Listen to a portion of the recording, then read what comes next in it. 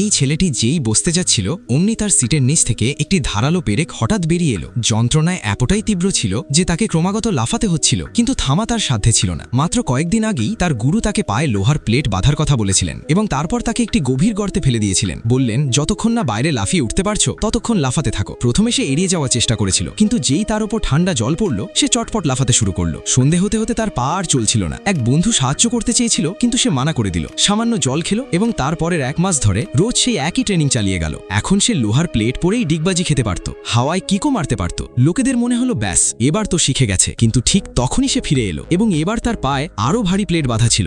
এখন সে এমনভাবে লাফাতো যেন সে হাঁটতেই ভুলে গেছে, এমনকি লাফাতে লাফাতে কথাও বলে নিতে পারত। ঠিক তখনই যে কাঠের তক্তার উপর সে দাঁড়িয়েছিল সে পড়ে যেতে যেতে সাহায্যের জন্য চিৎকার করে উঠল। গুরু শুধু হাসলেন এবং বললেন, এবার প্লেটগুলো খুলে ফেলো। সে এক মুহূর্ত সময় নষ্ট না করে প্লেটগুলো খুলে ফেলল। সামনে সেই একই গর্ত, কিন্তু এবার সে ভয় না পেয়ে একটা লাফ মারল।